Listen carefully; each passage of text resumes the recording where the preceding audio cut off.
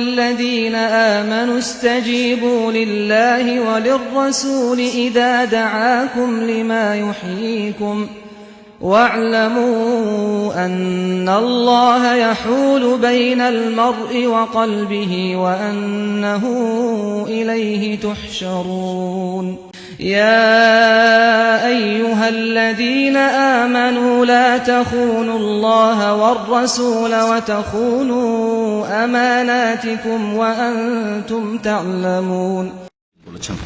তাউস রাহমাতুল্লাহ আলাইহি প্রখ্যাত তাবেঈ ছিলেন, তিনি বর্ণনা করেছেন, আবু দাউদে এই হাদিসটি আছে।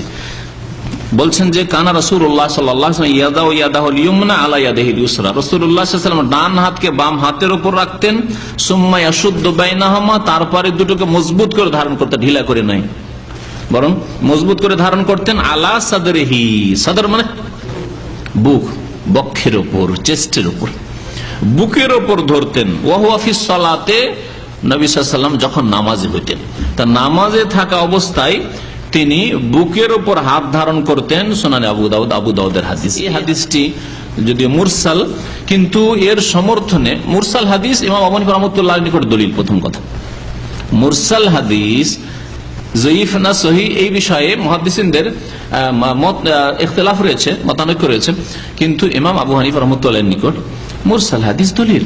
তাবেই যদি বলেন যে রাসূলুল্লাহ সাল্লাল্লাহু আলাইহি ওয়াসাল্লাম বলেছেন, মধ্যখানে সাহাবীর নাম উল্লেখ করলেন না, সাহাবী কে ছিলেন তিনি, তার নাম শুধু উল্লেখ করা হয়নি, এই হাদিস দলিল। এই হাদিস এখানে পেশ করলাম যাতে রয়েছে সিনার কথা, সিনার উপর, বুকের উপর হাত বাঁধতে হবে। ولا تلبسوا الحق بالباطل وتكتموا الحق وأنتم تعلمون। এইভাবে সিজদা করবে আর মহিলারা একবারে জড়সড় হয়ে মাটির সাথে জড়িয়ে গিয়ে সিজদা করবে।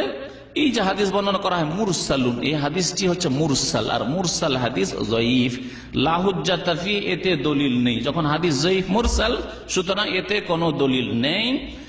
হাদিসটি রয়েছে ইমাম আবু দাউদ বর্ণনা করেছেন, তার সহিহ আবু দাউদের না, মারাসিল আবু দাউদ, ইমাম আবু দাউদের একটি কিতাব রয়েছে, তাতে মুরসাল হাদিসগুলো, মুরসাল কোনগুলি, যাতে তাবেই বলবেন কালা রাসূলুল্লাহ সাল্লাল্লাহু আলাইহি ওয়াসাল্লাম। এটা হচ্ছে মুরসাল হাদিসের উসুলে হাদিসের কায়দায় বা মুস্তালাহুল হাদিসের কায়দাতে এর সংজ্ঞা।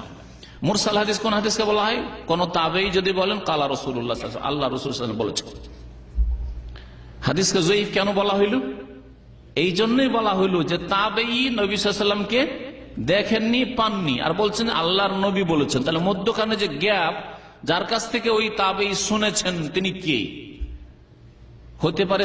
যদিও বিশ্বস্ত হন তাবেই, তারপরেও যার কাছ থেকে বর্ণনা করছেন তিনি যদি সাহাবী হন তাহলে ভালো কথা, কিন্তু এরও সম্ভাবনা আছে যে সাহাবী নয়, এক তাবে আর এক তাবেই থেকে শুনেছে। আর তাবেইদের মধ্যে তখন যেহেতু সহিহ যঈফের ব্যাপার স্যাপার চলে এসেছিল, স্মৃতিশক্তির ব্যাপার চলে এসেছিল, কারণ আল্লাহ পাক কোরআনে কারীমে শুধু সাহাবায়ে কেরামদের সার্টিফিকেট দিয়েছেন, যেন সাহাবায়ে কেরাম সম্পর্কে তিনি সহিহ না যঈফ, তার সূত্র বিশ্বস্ত কিনা এটা দেখার প্রয়োজন নেই, মুহাদ্দিসিন কেরাম বলেছেন। কিন্তু তাবেঈর ক্ষেত্রে দেখতে হবে।